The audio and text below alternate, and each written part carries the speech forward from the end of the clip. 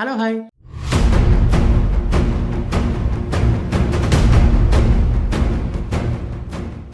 നിവൃത്തിയില്ലാതെയാണ് ട്ടോ ഇങ്ങനൊരു വീഡിയോ ചെയ്യേണ്ടി വരുന്നത്. വിഷയം മറ്റൊന്നുമല്ല. ഇപ്പോൾ നടന്നുകൊണ്ടിരിക്കുന്ന 2026 ഫിഫ ഫുട്ബോൾ വേൾഡ് കപ്പുമായി ബന്ധപ്പെട്ടുള്ള വിവാദങ്ങളാണ്. അത് അവസാനം നടന്ന അർജന്റീന, ഈജിപ്ത് മത്സരവുമായി ബന്ധപ്പെട്ടുള്ള വിവാദങ്ങളൊക്കെ നിങ്ങൾ കേട്ട് കാണും.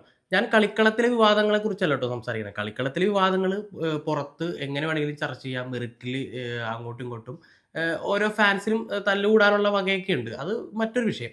ഞാൻ പറയുന്നത് കളിക്കളത്തിന് പുറത്തേക്ക് അത് വലിയ രീതിയിലുള്ള പൊളിറ്റിക്സ് സംസാരിക്കലായിട്ട് മാറിയിട്ടുണ്ട്. പൊളിറ്റിക്സ് സംസാരിക്കേണ്ടിടത്ത് സംസാരിക്കണം. പക്ഷേ ഇവിടെ സംഭവിക്കുന്നത് പൊളിറ്റിക്കലി കറക്റ്റ് ആയിട്ടുള്ള കാര്യങ്ങളും പൊളിറ്റിക്കലി കറക്റ്റ് അല്ലാത്ത കാര്യങ്ങളെക്കുറിച്ചൊക്കെ സംസാരിച്ച് ചെല്ലുമ്പോൾ വിദ്വേഷം പ്രചരിപ്പിക്കുക, അല്ലെങ്കിൽ വംശഹത്യക്കും അതുപോലെ തന്നെ വർണ്ണവിവേചനത്തിനൊക്കെ സംസാരിച്ച് കടുത്ത ഹെയ്റ്റ് ക്യാമ്പയിനിങ് നടക്കുകയാണ് സോഷ്യൽ മീഡിയക്കകത്ത്. സത്യത്തിൽ ഒരു രാജ്യത്തെ ഒറ്റപ്പെടുത്തുന്ന രീതിയിലുള്ള ഒരു പരിപാടി. ഒരു കൂട്ടം ചേർന്ന് അർജന്റീനയെ പോലെയുള്ള ഒരു രാജ്യത്തെ ഒറ്റപ്പെടുത്തുന്ന രീതിയിലുള്ള ഒരു പരിപാടി കാണുമ്പോൾ സ്വാഭാവികമായിട്ടും നമുക്കൊരു ബുദ്ധിമുട്ട് വരും. അത് അർജന്റീനയെ ആക്രമിക്കുന്നത് കൊണ്ടല്ല ട്ടോ ഞാനിപ്പോ വീഡിയോ ചെയ്യുന്നത്. മറിച്ച് ഇതൊക്കെ ചെന്ന് നിൽക്കുന്നത് സമൂഹത്തിൽ ഒരു സ്പർദ്ധ വളർത്തുന്ന രീതിയിലാണ്. കാരണം നിരവധിയായിട്ടുള്ള വീഡിയോസും കമന്റുകളൊക്കെ ഞാനിങ്ങനെ കണ്ടുകൊണ്ടിരിക്കുകയാണ്. അതില് മതപരമായിട്ടും രാഷ്ട്രീയപരമായിട്ടും ഒക്കെയുള്ള ഹെയ്റ്റ് ക്യാമ്പയിനുകൾ ആ ഭാഗത്തേക്കൊക്കെ തിരിഞ്ഞ് പോയിക്കൊണ്ടിരിക്കുകയാണ്. അപ്പോ ഇതുമായി ബന്ധപ്പെട്ട് കുറച്ച് വസ്തുതകൾ പറയണമെന്ന് എനിക്ക് തോന്നുന്നു. ചരിത്രം പഠിക്കേണ്ടതുണ്ട്. നിലവിൽ കറന്റ്ലി ഓരോ കൺട്രീസും ഇപ്പോൾ ഇസ്രായേലുമായി ബന്ധപ്പെട്ടാണെങ്കിലോ പലസ്തീനുമായി ബന്ധപ്പെട്ടുള്ളൊക്കെ എന്താ പറയാ അവരുടെ നിലപാടുകളൊക്കെ കുറിച്ച് സംസാരിക്കേണ്ടി വരും. അപ്പോൾ അങ്ങനത്തെ കുറച്ച് കാര്യങ്ങൾ വസ്തുതകൾ പറഞ്ഞു പോകുക എന്നുള്ളതാണ് ഞാൻ ഈ വീഡിയോയിൽ ഉദ്ദേശിക്കുന്നത്. അപ്പോൾ ചർച്ചകൾ വഴിമാറി ഇപ്പോൾ മെസ്സി ഒരു ജൂതനാണെന്നും സയനിസ്റ്റ് ആണെന്നൊക്കെയുള്ള ഹേറ്റ് ക്യാമ്പയിൻ നടത്തുകയാണ്. സയനിസ്റ്റ് എന്താണെന്ന് അറിയാലോ, ഒരു ജൂതമത മാതൃകാ രാഷ്ട്രം ഉണ്ടാക്കുവാൻ വേണ്ടിയിട്ട് പ്രവർത്തിക്കുന്ന ഒരു പ്രസ്ഥാനമാണ് സയനിസം. അങ്ങനെ ഒരു സയനിസ്റ്റ് ആണ് മെസ്സി എന്നൊക്കെയുള്ള ഹേറ്റ് ക്യാമ്പയിൻ നടത്തുകയാണ്. പിന്നെ അതുപോലെ തന്നെ അർജന്റീന ഈജിപ്ത് മത്സരത്തോട്ട് വരികയാണെന്നുണ്ടെങ്കിൽ അർജന്റീന ഇസ്രയേലിനെ സപ്പോർട്ട് ചെയ്യുന്ന ഒരു രാജ്യം ആയതുകൊണ്ടും ഈജിപ്ത് പലസ്തീനെ സപ്പോർട്ട് ചെയ്യുന്ന ഒരു രാജ്യമായതുകൊണ്ടും മനഃപൂർവ്വം ഈജിപ്തിനെ തോൽപ്പിക്കാൻ വേണ്ടിയിട്ടുള്ള പരിപാടി ഫിഫയുടെ ഭാഗത്തു നിന്നുണ്ടായി എന്നൊക്കെ പറഞ്ഞുള്ള വലിയ രീതിയിലുള്ള ഹേറ്റ് ക്യാമ്പയിൻ നടക്കുകയാണ്. ഞാൻ ഒരു കാര്യം സൂചിപ്പിക്കാനുള്ളത്, ഈ കളിയെ കളിയായി കാണാതെ പൊളിറ്റിക്സ് സംസാരിക്കുന്നത് നിങ്ങൾ എന്ത് ഫുട്ബോൾ പ്രേമത്തെ കുറിച്ചിട്ടാണ്? നമ്മൾ പൊളിറ്റിക്സ് സംസാരിക്കേണ്ട സമയത്ത് പൊളിറ്റിക്സ് സംസാരിക്കണം കേട്ടോ, അതിനകത്തൊരു സംശയമില്ല.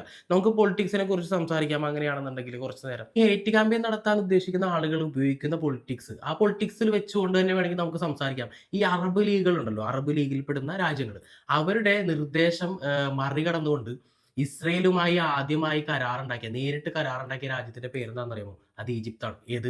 അർജന്റീന അവസാന മത്സരത്തിൽ തോൽപ്പിച്ച ഈജിപ്ത്.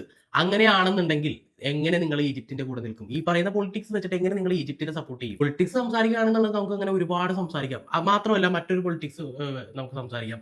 ക്യൂബ എന്ന് പറയുന്ന ഒരു രാജ്യമുണ്ട്. അമേരിക്ക യുദ്ധസമാനമായിട്ടുള്ള ഉപരോധം ഏർപ്പെടുത്തിക്കൊണ്ടിരിക്കുന്ന ഒരു രാജ്യമാണ് ക്യൂബ. അടിച്ചമർത്തിക്കൊണ്ടിരിക്കുകയാണ് അവിടുത്തെ ജനങ്ങൾ. പക്ഷേ ക്യൂബ ഒരു കാരണവശാലും പുറകോട്ട് പോകാൻ തയ്യാറല്ല. ക്യൂബ എന്തുകൊണ്ടാണ് ഉപരോധം ഏർപ്പെടുത്തുന്നത്? പലസ്തീനെ സപ്പോർട്ട് ചെയ്യുന്ന ക്യൂബയെ ഒറ്റപ്പെടുത്താനാണ് അമേരിക്ക ശ്രമിച്ചുകൊണ്ടിരിക്കുന്നത്. അപ്പൊ അതിനെതിരെ ഒരു ബില്ല് ഐക്യരാഷ്ട്രസഭയിൽ കൊണ്ടുവന്നു. 139 രാജ്യങ്ങൾ ആ ബില്ലിനെ സപ്പോർട്ട് ചെയ്ത് വോട്ട് ചെയ്തു. എന്ന് വെച്ചാൽ പലസ്തീൻ അനുകൂലമായിട്ട് നിൽക്കുന്ന ക്യൂബക്ക് വേണ്ടി വോട്ട് ചെയ്തു. ക്യൂബക്ക് മേലുള്ള അമേരിക്കയുടെ ഉപരോധം നിരോധിക്കണം എന്ന് പറഞ്ഞുകൊണ്ടാണ് ഉള്ള ബില്ലാണത്. ആ ബില്ലിൽ 139 രാജ്യങ്ങൾ ഒപ്പിട്ടു. ബാക്കി വരുന്ന ഏകദേശം ഒരു 9ഓളം രാജ്യങ്ങൾ ക്യൂബക്കെതിരായി അമേരിക്കക്ക് വേണ്ടി വോട്ട് ചെയ്തു. എന്ന് വെച്ചാൽ ഇസ്രായേലിന് അനുകൂലമായ നിലപാടെടുത്തു. ബാക്കി വരുന്ന ഒരു 10-30 രാജ്യങ്ങൾ ഒരു നിലപാടും എടുക്കാതെ സേഫ് ആയിട്ട് നിൽക്കുന്നുണ്ട്. അതിൽ പെടുന്ന ഒരു രാജ്യമാണ് ഈജിപ്ത്. പലസ്തീൻ അനുകൂലമാണെന്നുണ്ടെങ്കിൽ ക്യൂബക്ക് വേണ്ടി വോട്ട് ചെയ്യണ്ടേ? അങ്ങനെ ഒരു വോട്ട് അല്ലെങ്കിൽ ഒരു നിലപാട് ഇതുവരെയും ഈ നിമിഷം വരെയും ഈജിപ്ത് എടുത്തിട്ടില്ല.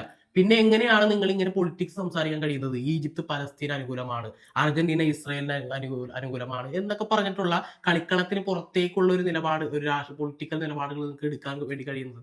ഇനി അതല്ല, നമ്മൾ ഈജിപ്തിനെ അങ്ങ് മാറ്റി നിർത്തുന്നു. അർജന്റീനയുടെ കാര്യം എടുക്കാം. അർജന്റീന പലസ്തീൻ വിരോധികളാണെന്നും ഇസ്രായേൽ അനുകൂലികളാണെന്നും ഉള്ള ഒരു വാദം ആണ് ഉന്നയിക്കുന്നതെങ്കിൽ, ഞാനൊരു വീഡിയോ നിങ്ങൾ കണ്ടിട്ടുണ്ടോ എന്നറിയില്ല. യുദ്ധം നടക്കുന്ന സമയത്ത് പലസ്തീൻ അനുകൂല മുദ്രാവാക്യങ്ങൾ വിളിച്ച് 10,000കണക്കിന് ആളുകളാണ് തെരുവിലിറങ്ങിയത് അർജന്റീനയിലെ തെരുവിൽ. അർജന്റീന ഭരണകൂടം കടുത്ത വലതുപക്ഷ ഭരണകൂടമാണ് ഇപ്പോൾ ഭരിക്കുന്നത്. അവരങ്ങനെ ഒരു നിലപാടെടുത്തെങ്കിൽ അത് അർജന്റീനയിലെ എല്ലാ ജനങ്ങളും ഒരു രാഷ്ട്രീയം പേറുന്നവരാണെന്ന് പറയുന്ന ലോജിക്ക് എനിക്ക് മനസ്സിലാവുന്നില്ല. തീർച്ചയായിട്ടും സയനിസ്റ്റുകളുണ്ട് അർജന്റീനയിൽ സ്വാഭാവികമായിട്ടും. കാരണം കുടിയേറി പാർത്ത ഒരുപാട് പേരുണ്ട്. അവരൊക്കെ ഇപ്പോഴും പറയുന്നത് ഞങ്ങൾ യൂറോപ്യൻ വംശജരാണ്, ഞങ്ങൾ സയനിസ്റ്റ് ആണെന്നൊക്കെ അവർ പറയുന്നുണ്ട്. അപ്പൊ അങ്ങനെയുള്ള കുറെ ആൾക്കാർ ഇപ്പോ സ്റ്റേഡിയത്തിൽ ഈജിപ്ത് തോറ്റ് മടങ്ങുമ്പോൾ ഇസ്രായേൽ പതാക പൊക്കിപ്പിടിക്കുന്ന ഒരു അർജന്റീനിയൻ സിറ്റിസനെ കാണിച്ചുകൊണ്ടാണ് ഇതൊക്കെ വാദങ്ങൾ പറഞ്ഞുകൊണ്ടിരിക്കുന്നത്. അങ്ങനെയുള്ള കുറച്ച് ആളുകളും ഭരണകൂടങ്ങളും ഉണ്ടെങ്കിൽ അർജന്റീന മൊത്തം പലസ്തീൻ വിരോധികളും ഇസ്രായേൽ അനുകൂലികളാണെന്ന് പറയുന്നതിന്റെ ലോജിക്ക് എനിക്ക് മനസ്സിലാവുന്നില്ല. ഇനി നമ്മുടെ ഇന്ത്യയിലേക്ക് വരികയാണെന്നുണ്ടെങ്കിൽ ആ ലോജിക്ക് വെച്ച് ഞാൻ പറയുകയാണ് ഇന്ത്യയുടെ കാര്യം.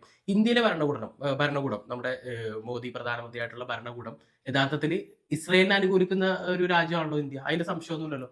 ഇസ്രായേലിനെ സപ്പോർട്ട് ചെയ്യുന്ന പലസ്തീനെതിരെ നിൽക്കുന്ന ഈ രാജ്യമായ ഇന്ത്യയിലെ എല്ലാ ജനങ്ങളും ഇസ്രായേൽ അനുകൂല നിലപാടെടുക്കുന്നവരാണോ?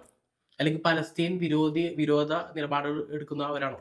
അപ്പൊ അങ്ങനെ ഒരു കാഴ്ചപ്പാടിൽ നമ്മൾ ആ പൊളിറ്റിക്സ് കാണണം. ഇനി ഫുട്ബോളിന്റെ കാര്യത്തിലേക്ക് വരികയാണെന്നുണ്ടെങ്കിൽ നമ്മളിങ്ങനെ പൊളിറ്റിക്സ് ഇങ്ങനെ പറഞ്ഞു വരികയാണെന്നുണ്ടെങ്കിൽ ചരിത്രങ്ങളൊക്കെ പറയണ്ടേ? നമുക്ക് ഇവിടെ പോർച്ചുഗലിനെ സപ്പോർട്ട് ചെയ്യാൻ പറ്റുമോ? ഇംഗ്ലണ്ടിനെ സപ്പോർട്ട് ചെയ്യാൻ പറ്റുമോ? ജർമ്മനിയെ സപ്പോർട്ട് ചെയ്യാൻ പറ്റുമോ? ഏത് ഏത് പൊളിറ്റിക്കൽ കറക്റ്റ് ആയിട്ടുള്ള ഏത് രാജ്യത്തെയാണ് നമ്മൾ സ്നേഹിക്കാൻ പറ്റുക? നമ്മുടെ ഏറ്റവും അധികം അടിച്ചമർത്തിയിട്ടുള്ള രാജ്യങ്ങളാണ് ഈ പറയുന്ന പോർച്ചുഗൽ, ഫ്രാൻസ്, ജർമ്മനി, ഇംഗ്ലണ്ട് ഒക്കെ. ഇവിടെ അറിയാലോ, നമ്മൾ അൽബുക്കർക്കിന്റെ നേതൃത്വത്തിൽ ഗോവ പിടിച്ചെടുക്കാനായിട്ട് പോർച്ചുഗീസുകാർ വരുന്ന സമയത്ത് യുദ്ധത്തിൽ നിരവധിയായിട്ടുള്ള ഇന്ത്യക്കാരാണ് മരണപ്പെട്ടിട്ടുള്ളത്. അതുപോലെ തന്നെ കോളനിവൽക്കരണവുമായി ബന്ധപ്പെട്ടിട്ടുള്ള കടുത്ത ക്രൂരതയും അടിച്ചമർത്തപ്പെട്ട ജനതയാണ് നമ്മൾ. അത് പോർച്ചുഗീസുകാരാണ്. നിർബന്ധിത മതപരിവർത്തനം ഉണ്ടായിരുന്നു. ഇന്ന മതത്തിലേക്ക് മാറണം, നിർബന്ധമായും മാറിയിരിക്കണം. അത് മാറിയില്ലെങ്കിൽ തടവറയിലാക്കുകയും അതുപോലെ തന്നെ ക്രൂരമായിട്ടുള്ള ശിക്ഷാവിധികളാണ് പോർച്ചുഗീസുകാർ നടത്തിക്കൊണ്ടിരുന്നത്. അതുപോലെ തന്നെയായിരുന്നു ഫ്രാൻസ്, ഇംഗ്ലണ്ട്, ജർമ്മനിയുടെ കാര്യം. രണ്ടാം ലോക മഹായുദ്ധ കാലഘട്ടത്തിൽ ഇന്ത്യയിലെ ആര്യന്മാരല്ലാത്ത ആളുകളെ ഏറ്റവും താഴ്ന്നവരായി കണ്ട് അധിക്ഷേപിച്ചുകൊണ്ടിരുന്ന ഒരു സമൂഹമായിരുന്നു ജർമ്മനിയിൽ ഉണ്ടായിരുന്നത്. അപ്പൊ നമ്മൾ ഇതുപോലുള്ള പൊളിറ്റിക്സ് സംസാരിക്കുകയാണെന്നുണ്ടെങ്കിൽ ഈ പറയുന്ന CR7നെയോ ഹാരിക്കെയിനോ ബാപ്പയോ അങ്ങനെ ഇഷ്ടപ്പെട്ട താരങ്ങളെയും ആരാധിക്കാൻ കഴിയില്ല, ഇഷ്ടപ്പെട്ട ടീമിനെയും നമുക്ക് ഇവിടെ ആരാധിക്കാൻ കഴിയില്ല. ഈ മെസ്സിയിലേക്ക് വരാം. അദ്ദേഹം ഒരു സയനിസ്റ്റ് ആണ്, റേസിസ്റ്റ് ആണെന്നൊക്കെയുള്ള രീതിയിലുള്ള പ്രചരണമാണ് നടത്തുന്നത്. എങ്ങനെയാണ് മെസ്സിയെ പോലെയുള്ള ഒരു മനുഷ്യ സ്നേഹിയെ കുറിച്ച് ഇങ്ങനെ പ്രചരിപ്പിക്കാൻ കഴിയുന്നതെന്നാണ് ഞാൻ ആലോചിക്കുന്നത്. യൂണിസെഫുമായി ബന്ധപ്പെട്ട് അദ്ദേഹം കുട്ടികൾക്ക് വേണ്ടി ചെയ്യുന്ന കാര്യങ്ങളൊക്കെ നിങ്ങൾ നിങ്ങൾ അദ്ദേഹത്തെ കുറിച്ച് കൂടുതൽ പഠിക്കാൻ തയ്യാറായി കഴിഞ്ഞാൽ ഇങ്ങനെയുള്ള ഹേറ്റ് ക്യാമ്പയിന്റെ ഭാഗമാവില്ല എന്നാണ് എനിക്ക് തോന്നുന്നത്. അൽവാരസ് ജൂലിയൻ അൽവാരസ് ആണെന്ന് എനിക്ക് തോന്നുന്നു. കഴിഞ്ഞ വേൾഡ് കപ്പിൽ വിജയിച്ചതിന് ശേഷം ഒരു കറുത്ത വർഗ്ഗക്കാരെ അധിക്ഷേപിക്കുന്ന തരത്തിലുള്ള എന്തോ ഒരു പാട്ട് പാടുന്നതുമായി ബന്ധപ്പെട്ട് അതിനെ ആദ്യം വിലക്കിയത് മെസ്സിയാണ്. അത് ചെയ്യരുത് എന്ന് പറഞ്ഞ് വിലക്കിയ ഒരേ ഒരു ആള് മെസ്സിയാണ്. അതുപോലെ തന്നെയാണ് വിനീഷ്യസ് ജൂനിയറുമായി ബന്ധപ്പെട്ടിട്ടുള്ള ഒരു അധിക്ഷേപം വന്നപ്പോൾ അതിനെതിരെയും ആദ്യം സംസാരിച്ച ഫുട്ബോൾ കളിക്കാരൻ മെസ്സിയാണ്. പിന്നെ മറ്റൊരു പ്രചരണം നടക്കുന്നത് അർജന്റീനയിൽ കറുത്ത വർഗ്ഗക്കാരോട് എന്തോ വിരോധമാണ്, കറുത്ത വർഗ്ഗക്കാർക്കെതിരെ നിൽക്കുന്ന ഒരു രാജ്യമാണ് അർജന്റീന എന്നൊക്കെ പറഞ്ഞത്. യഥാർത്ഥത്തിൽ അവിടുത്തെ പോപ്പുലേഷന്റെ 0.7% മാത്രമേ ഉള്ളൂ അവിടെ കറുത്ത വർഗ്ഗക്കാരായിട്ടുള്ളത്. കുടിയേറ്റക്കാരായിരിക്കാം.